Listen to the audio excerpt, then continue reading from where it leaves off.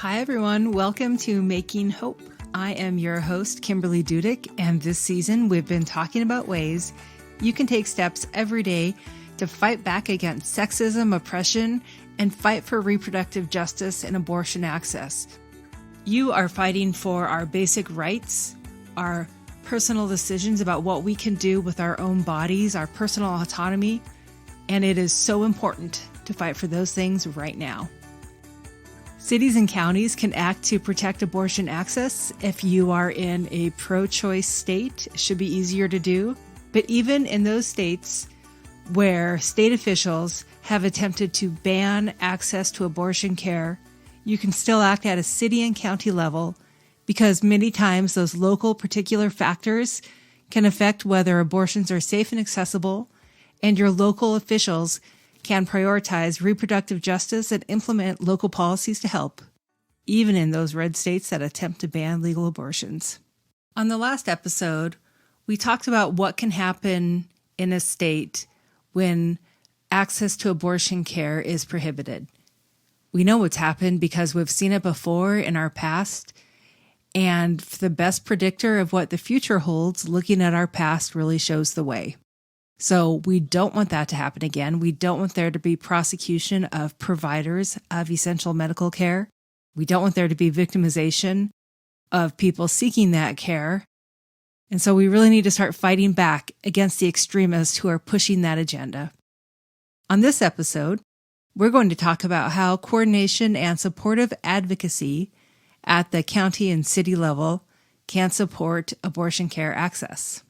What that means is that counties and cities can coordinate with other counties and cities in other states to increase the safety net facing people when they need abortion care but cannot access it in their home state.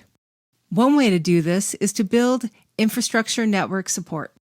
This is building the travel infrastructure and network to ensure individuals needing abortion care can safely travel to obtain the care they need, and this is essential for those living in states that ban legal abortion. We're not talking about the actual physical infrastructure here. We're talking about links between different cities or counties made by our leaders. It can even be spearheaded by individuals to provide the network of support that is needed so people will know what they can do to access this care. Local leaders can take steps to coordinate between cities where abortion is banned and cities and states where abortion is legal. This could help individuals access that care in a state other than where they live at if abortion care is necessary for an individual. To provide an example, if an individual lives in Idaho and finds himself in a situation where they need to access abortion care, but they cannot because abortion care is outlawed in Idaho, they could travel to Montana to access this care. Abortions are legal in Montana because of our Constitution. As long as that Constitution stays in place, abortion care will remain legal in Montana.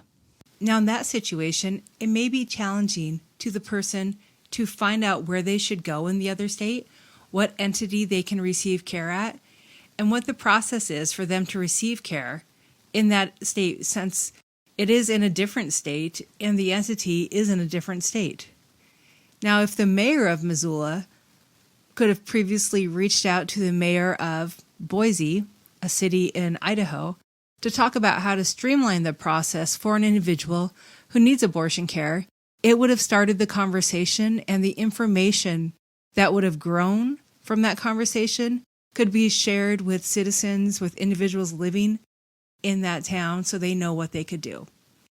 Now, if the mayor of the city of Boise, in this case, is not supportive of people utilizing abortion care, the mayor of Missoula could reach out to other entities such as Planned Parenthood in the other town, so in Boise, instead. They would then do the same thing where they were trying to ensure that people who need abortion care in Boise know that they can come to Missoula, that there is an entity here that provides that sort of care, and they can learn what the information is that they need to bring with them or what they need to do to receive that care. This streamlining would provide exact information about what clinic in Montana delivers the care, how to access the care, and any other related information. The leader from Missoula, Montana, could also send a letter stating officially that they welcome others to come to their town and to receive the abortion care they need. If you live in a state that prohibits abortion care, you can proactively start this process by contacting the leaders in your town first to see what their position is. If they are not supportive of this sort of care, then contact the leaders of a town in a state that does support abortion care access and that does provide that sort of care. You can find this information on the internet. You could also reach out to an entity that provides this care in the other state, such as Planned Parenthood. You could then start the process of having leaders coordinate so that those in the state that has outlawed abortion care have the knowledge in place, the infrastructure in place to travel to the other state to receive the care they need. If you want to start working on this issue, well, let's talk about what you can do. We've already talked about a little bit, so first sit down, figure out what you want to do. Do you want to work with the leaders in your city to have them reach out to other cities or other counties to help provide this infrastructure? If you do, then find the contact information for your mayor, city council, county commissioners, and talk about what you would like to see them do. Or in this case, you could also decide that you actually want to reach out to an entity maybe in another state, such as Planned Parenthood in Idaho, and talk about how you can help coordinate the care and start pushing your elected officials to make these inroads to help people so that they can better utilize the health care they need.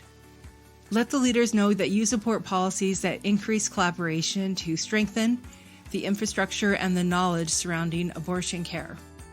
You can also do more in your personal sphere of influence. Your personal platform is power.